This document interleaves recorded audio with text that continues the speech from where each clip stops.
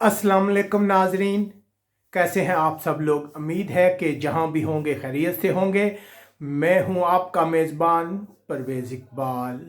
आज 22 मार्च और इतवार का दिन है। जैसा कि आप जानते हैं कि मैं आपको मुसलसल आगाह रखता हूं यूरोप भर के अहम हालातों वाक़यात से।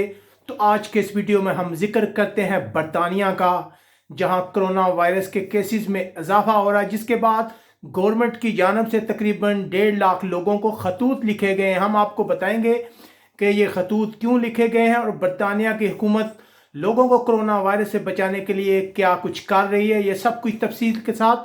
लेकिन सबसे पहले आपसे गुजारिश करते हैं कि अगर आपने अभी तक हमारा चैनल सब्सक्राइब नहीं किया तो सब्सक्राइब कर लें।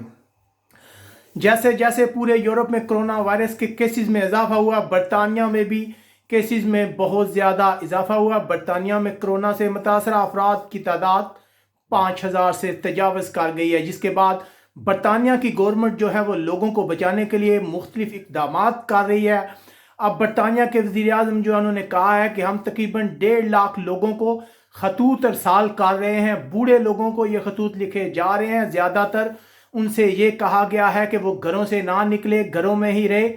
इसके अलावा जैसे जैसे मदर डे करीब आ रहा है, गवर्नमेंट की परेशानी में इजाफा हो रहा है, क्योंकि इस मौके पर लोग जो हैं बहुत ज़्यादा इकट्ठे होते हैं, अपने माँ बाप के पास जाते हैं।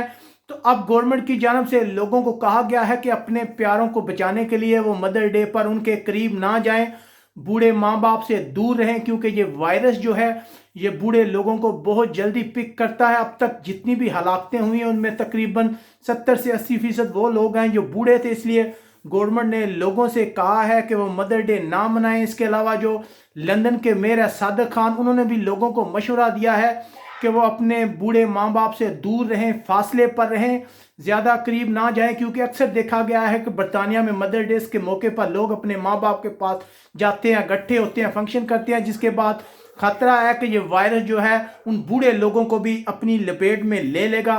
बरतानिया के वज़ीर आज़म ने लोगों से कहा है, जैसा कि आप जानते हैं कि इटली के पास बहुत बेहतरीन निज़ाम है, सेहत का बेहतरीन डॉक्टर हैं, लेकिन इस वक्त जो हालात हैं वहाँ बहुत बुरे हैं और हम भी तकरीबन इटली से 2 या 3 हफ्ते पीछे हैं, यानी कि बहुत कम फासला रह गया है इंग्लैंड का भी कि वो उसके हालात कहीं इटली जैसे पैदा ना हो जाए। इसलिए इंग्लैंड की गवर्नमेंट जो है वो बहुत ज़्यादा इकदाम कर रही है। जैसा कि गुज़िश्ता रोज़ भी हमने आपको बताया था कि इंग्लैंड में अफरा तफरी थी, लोग मार्केटों से सामान उठाकर ले गए, पुलिस को तैनात किया गया था।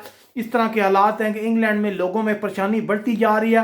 अब गवर्नमेंट की ये पॉलिसी नज़र आती है कि वो बूढ़े लोगों को घरों में ही रखे और जवान लोगों से कहा जा रहा है कि वो बूढ़े लोगों के करीब ना जाएं, घरों से बिला ज़रूरत बाहर ना निकले। इसके अलावा हमने आपको बताया था कि तमाम रेस्टोरेंट्स, बार्स, पब वगैरह भी बंद कर दिए गए। हम उम्मीद करते हैं कि इंग्लैंड की गवर्नमेंट अपनी कोशिशों से कोरोना वायरस पर काबू पा लेगी और उसमें इंग्लैंड में वो हालात नहीं होंगे जो इस वक्त इटली और स्पेन जैसे मुल्कों में हैं।